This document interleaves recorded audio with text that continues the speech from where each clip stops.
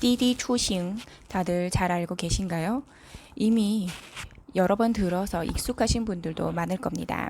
중국에서 만약에 생활하고 계신다면滴滴出行은 절대로 모를 수가 없는 어플인데요. 최근 블룸버그에서 중국판 우버로 불리는 차량 공유 플랫폼 기업인滴滴出行이 뉴욕 증시 상장을 위해 미국 증권거래위원회에 기업 공개를 신청했다고 보도했습니다. 주관사는 오랜 협의 끝에 골드만삭스와 모건 스탠리가 되었다고 합니다.滴滴出行은 택시, 특별고객 전용 차량,滴滴택시, 합승, 대리운전, 버스, 퀵 등 정말 다양한 교통 서비스를 연결해주는 플랫폼으로 2015년 9월 9일 출시됐습니다.滴滴出行의 광고에서 보시다시피滴滴出行은 매우 편한 외출, 더 간편한 외출을 모토로 삼고 있습니다. 2019년 9월 19일滴滴出行은 광저우에서 온라인 차량 예약 개방 플랫폼을 개방하면서 제3자의 서비스 업체가 서비스를 제공할 수 있는 계기를 마련합니다. 2020년 2월 28일 대도시 시민들을 대상으로 전국 어디든 무료 체험할 수 있는 7일간의 서비스 기간을 제공하면서 유명세를 타기 시작했습니다. 어떤 서비스든 어플로 매우 간단하게 예약하고 이용할 수 있습니다.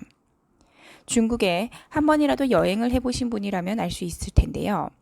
중국은 인구가 많은 만큼 차도 엄청 많고 교통이 매우 혼잡합니다. 2014년쯤에 정말 오랜만에 중국을 방문했을 때 택시를 잡으려고 하니 길거리에서 전혀 잡히지가 않았던 기억이 있습니다. 그때부터 이미 중국인들은 이 어플을 이용해서 택시를 예약하는 서비스를 매우 편하게 일상생활 속에서 사용하고 있었습니다. 이러한滴滴出行이 만약 미국에 상장 신청을 하게 되면滴滴出行의 산업 가치로 보았을 때 최근 몇 년간 미국에 진출한 중국 기업 중 규모가 가장 큰 IPO가 될 것으로 보입니다.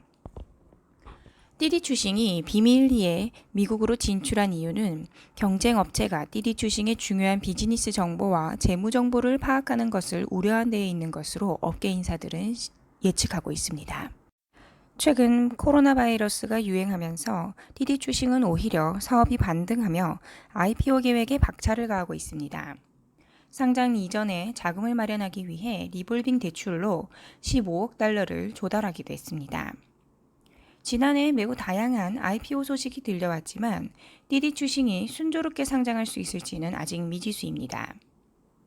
여러 보도에 따르면滴滴出行은 오는 7월 뉴욕 거래소 상장이 목표인데요.滴滴出行은 소프트뱅크, 알리바바, 텐센트 등 탄탄한 IT 기업들의 지원을 받고 있습니다.滴滴出行이 이번 IPO로 기대하는 기업 가치는 최소 1,000억 달러로 만약滴滴出行이 10%의 주식을 발행하면 최소 100억 달러의 자금을 조달할 수 있을 것으로 보입니다. 이는 알리바바가 2014년 250억 달러를 조달한 이후 최대 규모입니다. 소프트뱅크 비전 펀드에 투자를 받는滴滴出行은 중남미를 중심으로 13개 국가에서 차량 공유 서비스를 제공하고 있습니다.滴滴出行은 지난해에도 뉴욕 증시 상장을 추진했지만 미중 간의 갈등 격화로 홍콩 증시 상장으로 방향을 틀었다는 외신 보도도 나왔습니다.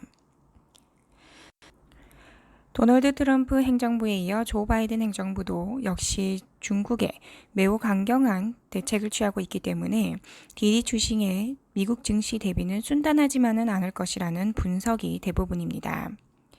미국과 중국 양국이 대립각을 세우고 있지만 중국 기업 입장에서 미국의 자금력은 차마 포기할 수 없는 것으로 보입니다.